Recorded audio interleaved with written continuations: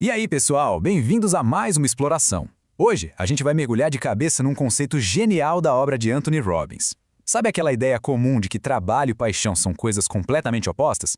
Bom, a gente vai desconstruir isso.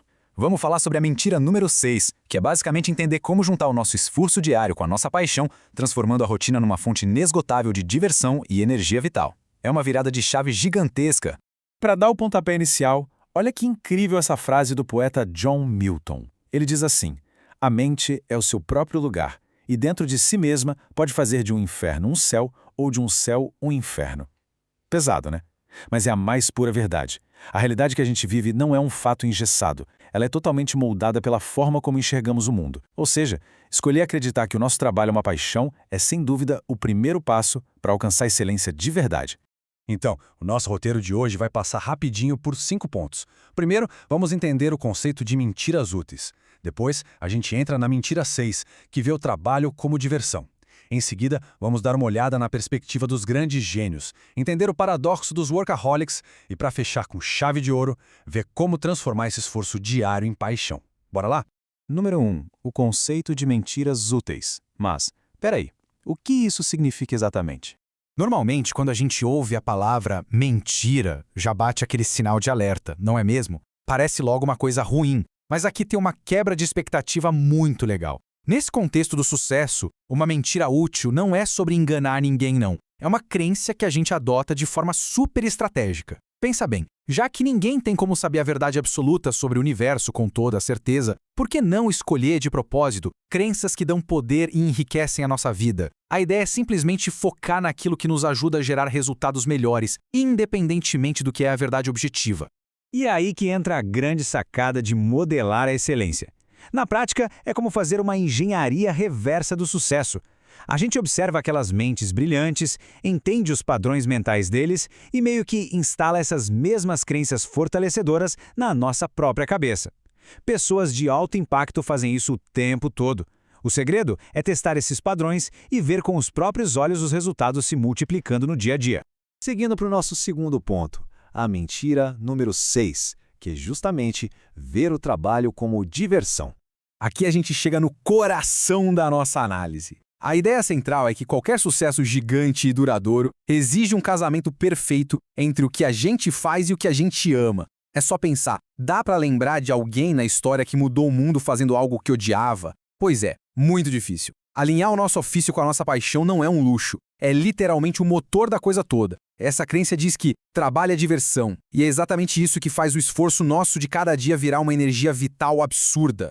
Dá só uma olhada nesse contraste brutal de visões. A mentalidade tradicional amarra uma verdadeira bola de ferro no nosso tornozelo. O trabalho é visto como um fardo, uma obrigação chata, tipo uma contagem regressiva sofrida até às 5 da tarde, quando a vida de verdade finalmente começa. Só que quando a gente adota a mentira 6, o cenário vira um foguete de propulsão. O trabalho passa a ser estimulante, enriquecedor e fica praticamente impossível separar o que é trabalho do que é paixão. Quem tem alto desempenho reconstrói a própria realidade para que as responsabilidades revigorem ao invés de drenar as baterias. Vamos para o ponto 3 agora. A perspectiva de grandes gênios. Olha como o Pablo Picasso inverteu totalmente o jogo de um jeito sensacional. Ele dizia que encontrava relaxamento justamente na hora de trabalhar.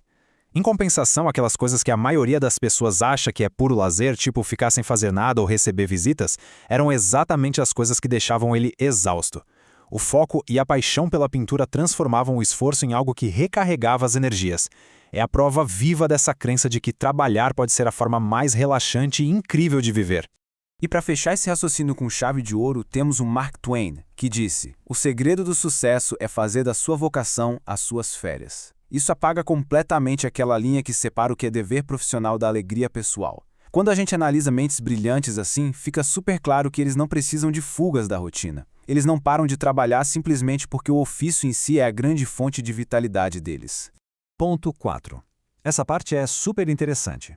O paradoxo dos workaholics. A gente precisa entender que existe uma diferença gigantesca entre trabalhar por medo ou obrigação e trabalhar por expansão. Aquele workaholic tradicional que todo mundo conhece é movido por uma obsessão cinzenta, sem nenhum prazer, tipo alguém correndo de uma tempestade até cair de exaustão. Mas olha que loucura, as pesquisas sobre trabalhadores apaixonados mostram o outro lado da moeda. Esse grupo opera num estado de foco maníaco simplesmente porque ama o que faz. Para eles, cada desafio é quase um mapa do tesouro. Cada obstáculo é uma chance emocionante de crescer, de aprender e de explorar coisas novas. A vida não fica resumida só a trabalho e cansaço. Ela se torna incrivelmente rica quando o trabalho é encarado como pura diversão. E finalmente, nosso quinto e último ponto: transformando esforço em paixão. A grande sacada de tudo isso é: ninguém precisa ser um Picasso para injetar mais vida no próprio dia a dia. É uma escolha super ativa. É quase como pegar um regador e regar de propósito as nossas responsabilidades diárias com entusiasmo. A gente precisa sempre se perguntar como trazer elementos do que eu amo para as tarefas normais da minha rotina. O entusiasmo não cai do céu. Ele precisa ser construído e colocado dentro do processo. A gente tem que levar a paixão para a mesa em vez de cruzar os braços e esperar que uma tarefa chata fique emocionante num passe de mágica. Para a gente fechar e pensar um pouco, fica a reflexão. Se a nossa mente realmente consegue transformar qualquer realidade e fazer de um inferno um céu, quais percepções internas a gente precisa ajustar hoje mesmo? Como é que as rotinas mais simples e as obrigações mais comuns podem ser reconstruídas aí dentro da nossa cabeça para garantir que a nossa vocação vire um período de férias maravilhoso e contínuo? A resposta para essa pergunta é, no fim das contas, a diferença exata entre apenas sobreviver aos dias ou viver cada um deles com uma energia vital gigantesca.